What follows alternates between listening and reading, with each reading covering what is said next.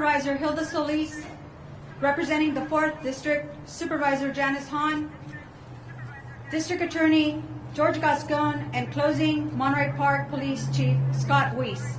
Now it is my honor to present the Sheriff of Los Angeles County, Robert Luna. Good afternoon, everybody. I'd like to thank you all for being here today.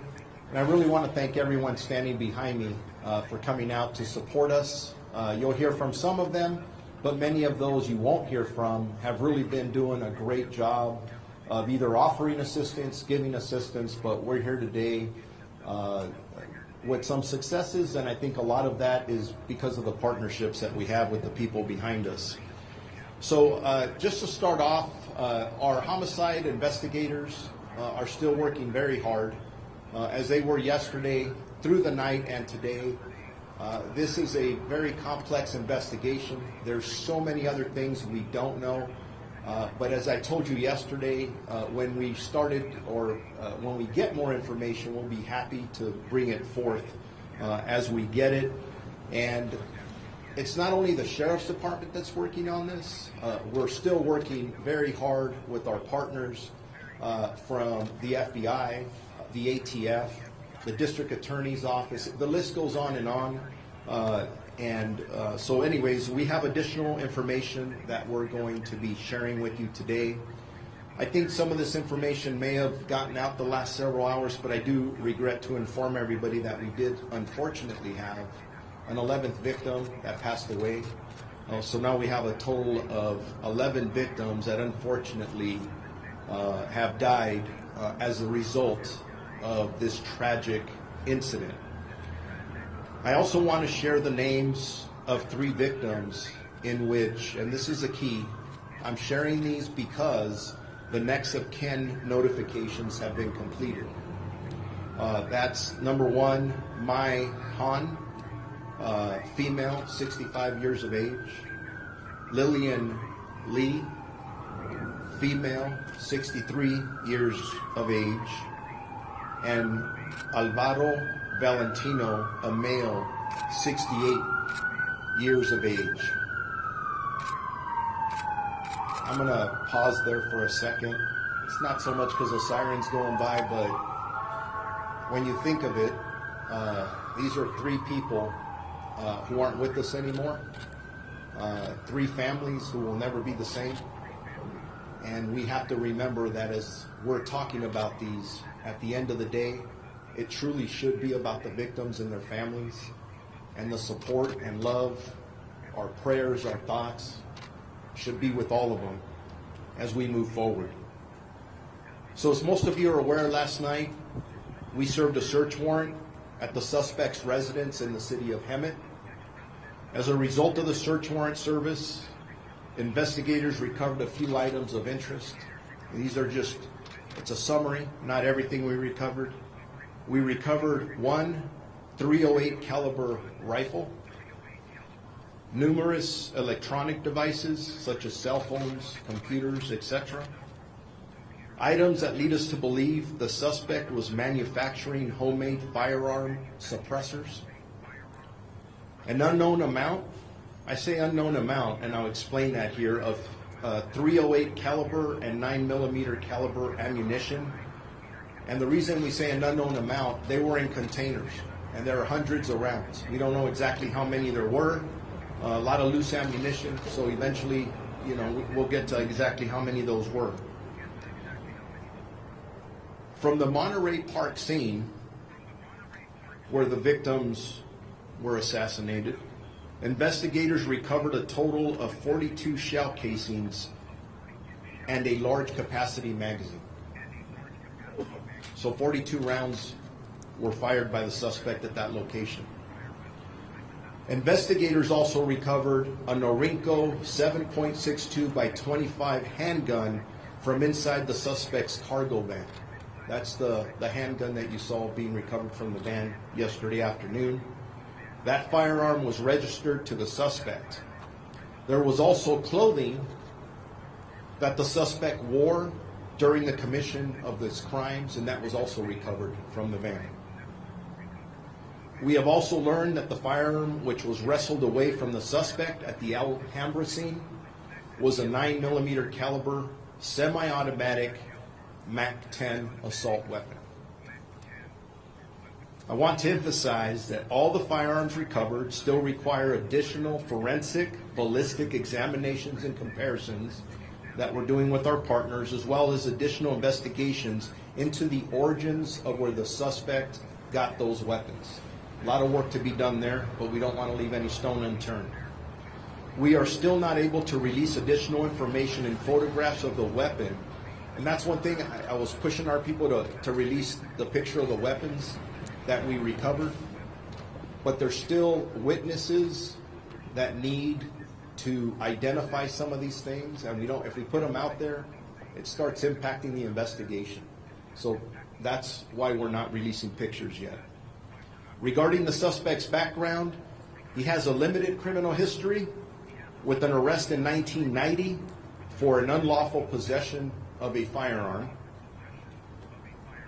I'd like to take a second to also thank Mr. Brandon Tsay for his heroic action, which saved countless lives. He's the hero that disarmed the suspect at the Alhambra location, and in my opinion, saved many of lives.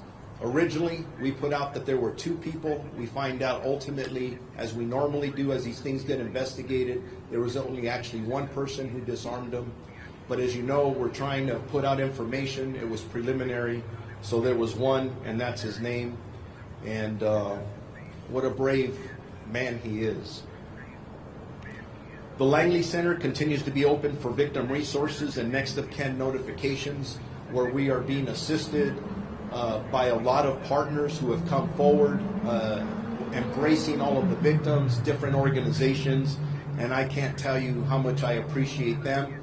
And they're going to be needed for weeks and months and who knows how long to come, so thank you very much for your efforts on that. And then I just want to remind everybody, and the other speakers will speak, I'll come back up here, I'll answer as many questions as I can, but just please remember that our investigators, along with our partners, continue to investigate all the details.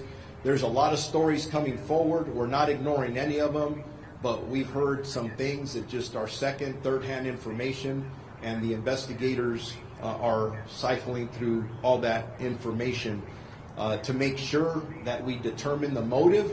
We still don't have a motive, but we want to know the motive behind this tragic event. And the FBI continues to collaborate with us in that portion of the investigation.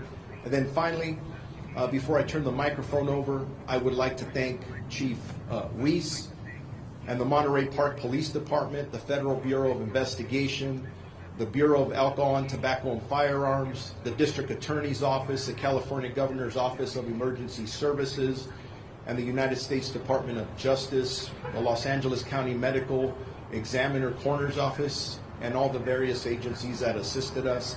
And like I said yesterday, I'm getting calls all the way from our Attorney General.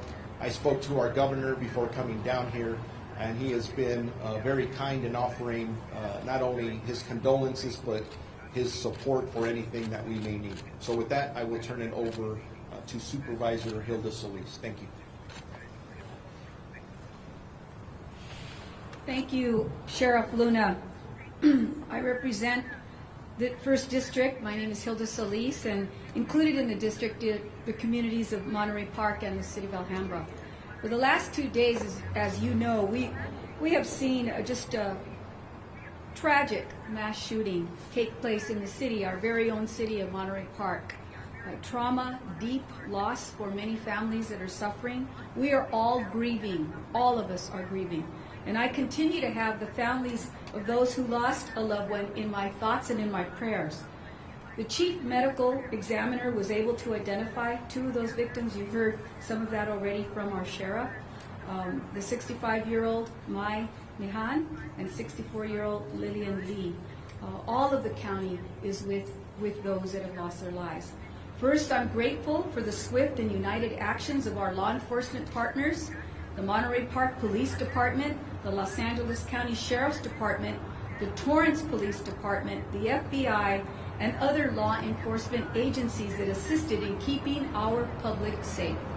Within a day, they were able to identify and secure the shooter quickly without causing more harm to our community. And I'm also grateful to the medical personnel at LAC-USC Medical Center and other nearby hospitals for continuing to treat those that were injured. Unfortunately, as we heard, one person who was critically injured succumbed to injuries and passed away last night. We know that their path to healing physically and mentally may be long, but they will not be alone in their journey. I'm coming directly from LAC-USC Medical Center, where I visited with at least 2 of the survivors. One was going to be released today. Another one will be released in time, but are both recuperating. And you could see in their faces their spirit to fight, and the fact that they are resolved, that they are still here. And they want to be with their families, and they want to know what happened to the others on that night.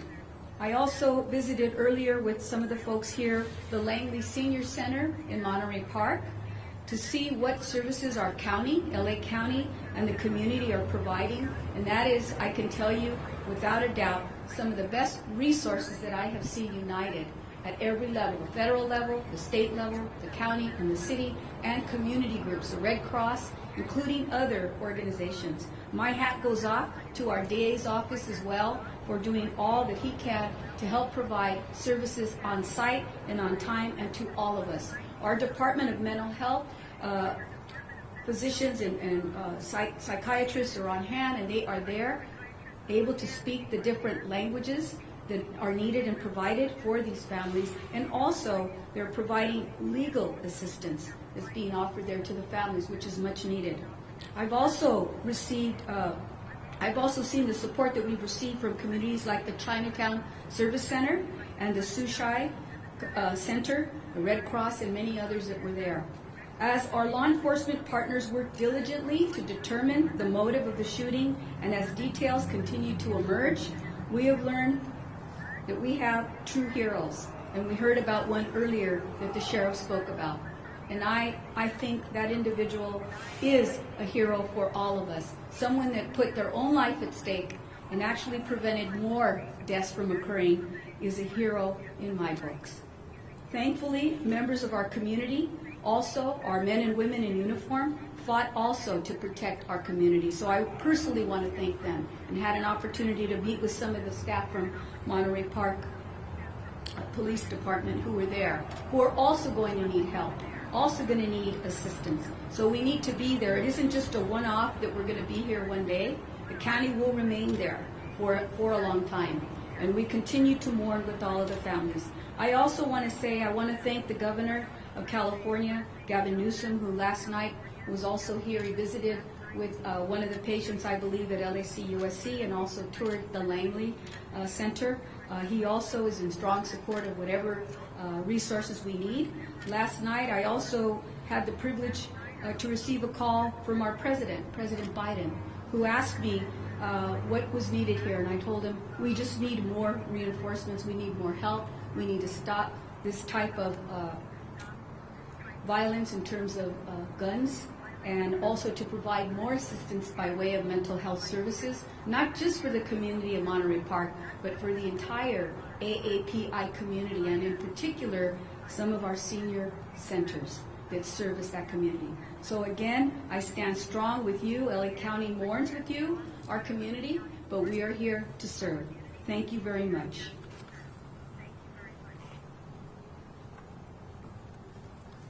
I'm Supervisor Janice Hahn, and I am currently the chair of the Los Angeles County Board of Supervisors, and I'm here today, of course, to provide support to my colleague, Supervisor Hilda Solis, who had this tragedy unfold in her district in Monterey Park. Sheriff Luna, you've been in this office for less than 2 months, and you already had to deal with the worst mass shooting in LA County's history. Watching you yesterday, I want to thank you for your grace and dignity in how you handled it. Also want to thank our governor for reaching out and for offering resources to us. Los Angeles County is in mourning, and as chair of the Board of Supervisors, I ordered our county flags to be lowered to have staff in honor of the victims of this tragedy. Certainly our prayers continue to be with the family members of those who were murdered, a number that's tragically increased this morning to 11, as well as all those who continue to suffer from their injuries. Thank you, Supervisor Solis, for taking the time to go and visit those in the hospital. I'm sure that meant so much to them. And as our Sheriff's Department continues their investigation and works to determine a motive, I want to take the opportunity to recognize the good police work that brought this terrifying situation to an end yesterday in the city of Torrance. As law enforcement conducted a massive manhunt in the early hours of yesterday morning, the suspect was in Torrance, miles and miles away from the scene of the crime in a nondescript white van. But because LA County Sheriff's Department made sure that they got the information out to all law enforcement agencies in the county of Los Angeles, Torrance patrol officers were able to spot this van and help bring this dangerous situation to an end. Thank you again for the idea of cooperation, for the idea of sharing information among all agencies, working together, collaborating together.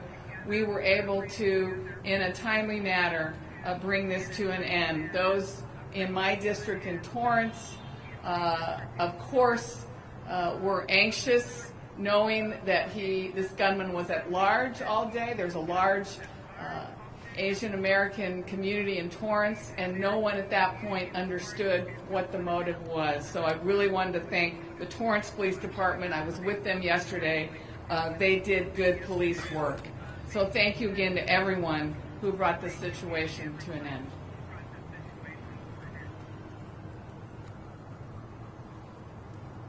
You know, this was a moment that was supposed to be a moment of celebration, not only for the AAPI community, but for many of us that have friends, family members in this community, and one individual with guns caused this incredible tragedy. And I think it's important that we reflect on what has occurred. I want to thank, first of all, the family of the Monterey Park community, the police department, mayor, city organizations, and others that were not only there immediately before many of us were able to get there, but that have continued to bear the brunt of the work. I think it's really a testament to the leadership in Monterey Park. I also want to thank our sheriff and the sheriff's department and all the other both local and state and federal agencies that have worked together in order to make sure that we brought accountability to this case and that we stopped a potential threat to our community so quickly, and our supervisor, Solis, who has been there with us from the very beginning. You know, the role of my office is a complex one in these cases.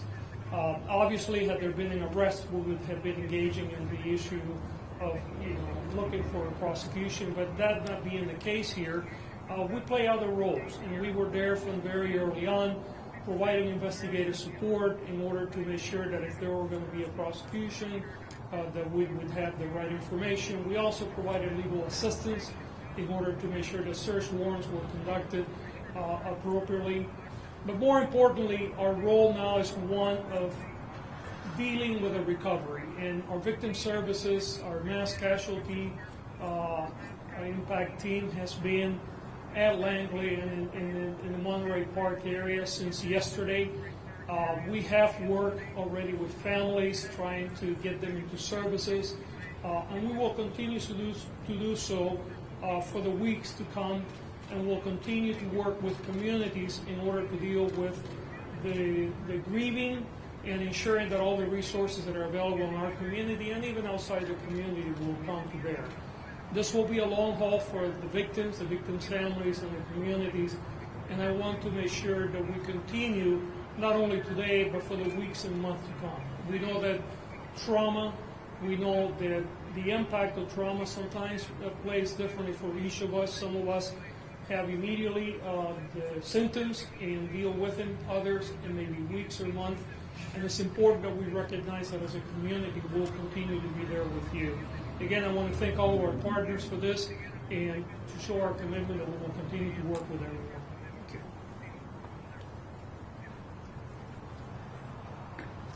Hello, everybody. I'm Scott Weiss, the Chief of Police, Monterey Park PD. I want to start off by talking about the partnership. You've heard a lot of agencies listed today. There's no way that my police department could have worked through this without the help of everybody you see behind me. Not just the partnerships locally and countywide and federal, but the partnerships amongst all of the law enforcement agencies in Los Angeles County. I'm a relatively new chief. I've been in an acting role for a few months, but I was sworn in Thursday night, 2 days before this event. So it's a little bit of trial by fire for me, but I had a lot of chiefs help out when I needed that assistance. My focus now, as it has been from the beginning, is the safety of our community in Monterey Park. We have a lot of events that are come up in the next few weeks. One tonight. My officers are dedicated to make sure that everybody that comes to our city, all of the residents that want to come out and grieve, are safe. We will be there. We will always be there, and our diligence and our commitment to the community will never stop. I also want to talk a little bit about the wellness of my officers. I had one of the youngest shifts that I have on the job there that night. My 3 young female police officers who had only been on the job less than a year, they made entry into that building knowing what they were going to run into without any hesitation. From the moment the call came out to the moment they went through that door, we're talking about minutes. They didn't think about what they were going to encounter. All they thought about was getting in there and helping the people that needed help and stopping that gunman. They're feeling it today. I've sat down with each one of them, and I guess kind of like that father figure that the chief becomes, kind of wrap my arms around them. My whole department has collapsed onto them to make sure that they're safe, and they understand how proud of them I am and how proud the department is of them. They want to stand that line. They're back on duty, or they will be soon, but I need to make sure that my officers are safe, and officer wellness is a huge part of being a police officer in today's age. Officers get a bad rap, and I can tell you, I have 77 of the greatest human beings on the planet that work for me. They dedicate their lives to the city of Monterey Park, and they will go into whatever danger they see in front of them to make sure our community is safe. We will continue to do that, and I love each one of them. At this point, I'm going to open it up to questions.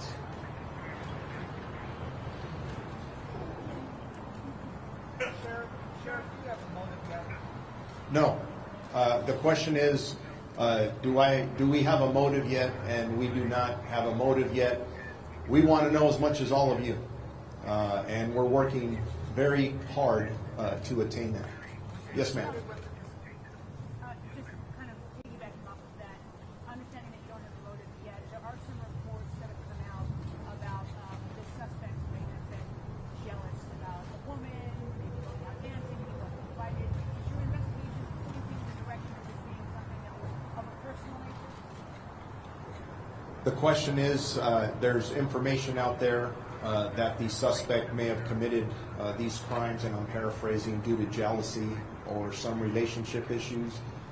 We're hearing those things too, but have not confirmed any of that information. It's part of what our investigators are diligently looking into. Question about the timeline. Did the shooting start in the parking lot? And also, what time did the Monterey Park alert you that there was a shooting? And also, why did it take 5 hours to alert the public that there was a shooter on the loose?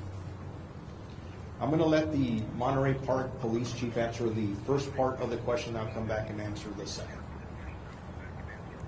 So our 911 dispatch received 911 calls about a shooting in progress at 10:22 to 10:23. Within the 30 seconds, we received numerous calls. My officers were on scene within 3 to 4 minutes.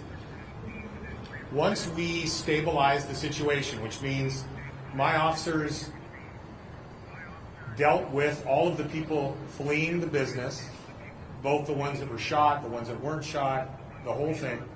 They then suited up and went inside.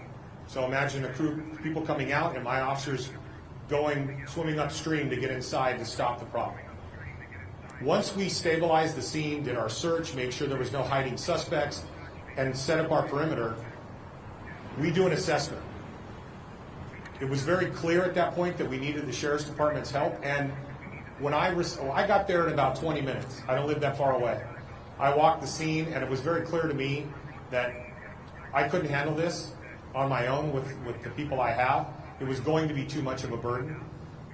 The partnership that we have with the Sheriff's Department in Los Angeles County is very, very close. The first call went to Sheriff's Homicide, and that began the process. My next call, quite honestly, was to Sheriff Luna in the middle of the night. I think I woke him up about 11:30 maybe. I'd have to look at my phone, don't quote me on the time, but I texted him, he called me back, we talked about what was going to be needed, but his people were already rolling at that point. So within a few minutes of us assessing what it was, that's when the call went out for help. Did the shooting start in the parking lot? I'll leave that up to the sheriff, but we had one of the victims in the parking lot outside. I don't know if that victim was shot prior to him going in or as he came out. I don't know. So to answer that last question about shooting outside versus inside, we did have one victim who was shot outside of the dance hall in a vehicle. And we believe, and again, I'd like to tell you this is exactly what happened, but we're still putting it all together. We believe that that victim was probably shot before he started his rampage going inside. In regards to the previous question you asked, in regards to the hours in notifying the public, I believe we put out a statement. I don't have the time in front of me of when we put out that statement. I know when I arrived early in the morning, those were questions we were asking each other in trying to weigh not only assisting the victims, trying to investigate this, and the other priority of apprehending the suspect. Our detectives had done some really good work and felt they had some really good clues. When we started putting out public information, the priority was to get this person into custody. So we were very strategic in the way we were putting out information. Ultimately, it worked. We will go back and look at, as we always do. Nobody is as critical as we are to ourselves about what worked and specifically what didn't work, and evaluate that and see what the weight was and determining what the public risk was at that time.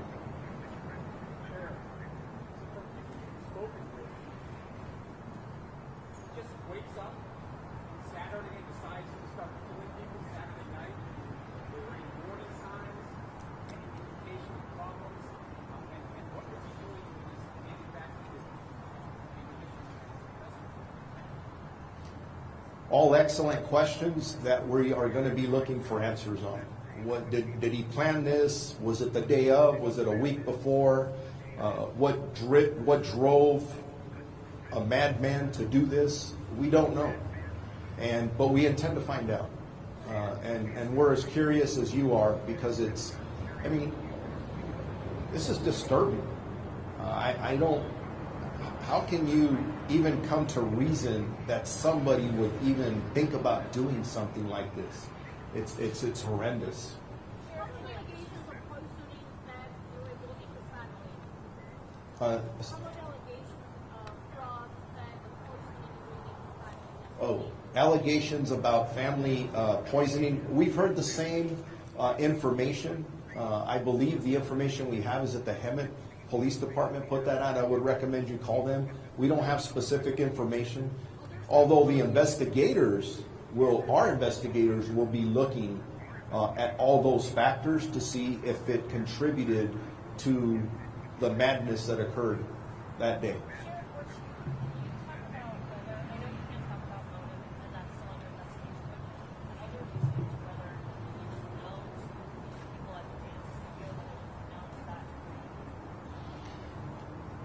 Was the suspect known to the individuals at the dance studio?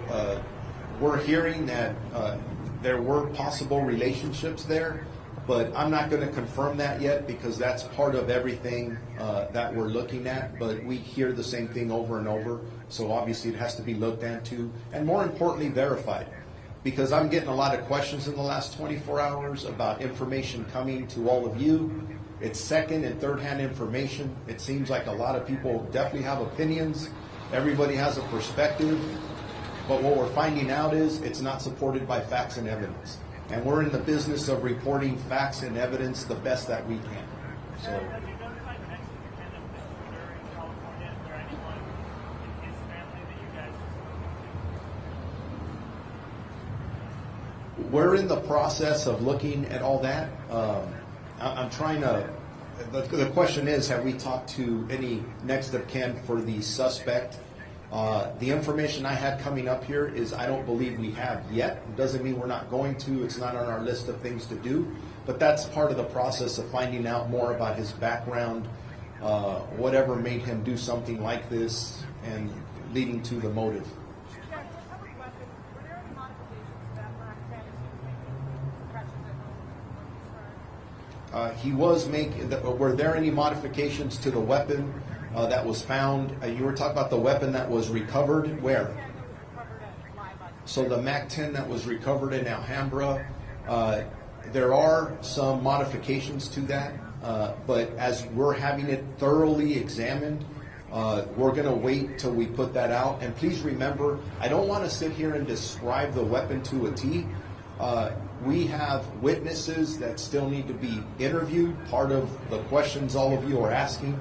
We start putting out information in this format, that's not good for any of us. So I want to make sure. Were there modifications? I'm just going to leave it at yes. Yes, sir. How does the suspect's 1990 charge impact the legality of this murder purposes? And then clarify something you said last night about one of the weapons seized was probably illegal. Is that the weapon, the weapon itself, or the modification?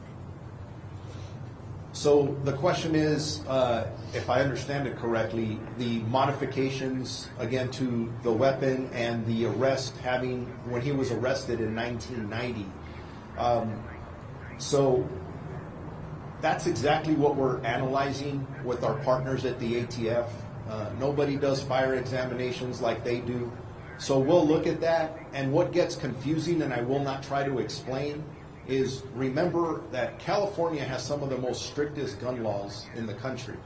But then you look back historically over the last 10 and 15 years, there's been modifications. So if you look at somebody who may have been arrested back in 1990, maybe then it was or was not illegal, and what it is today, maybe not only a firearm, but a potential modification, and even the magazines being used.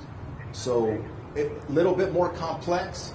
It's part of the puzzle that we're trying to put together, but very good questions. Yes, ma'am. Confirm or deny that the suspect's next of kin is one of the victims? Confirm or deny that one of the victims is related to the suspect. At this point, we don't have any evidence of that, but that could change. We don't know. And as we're getting information from the coroner's office, who is responsible for identifying and notifications to the next of kin, we'll continue to work with them. So thank you guys all very much for coming out. Appreciate you.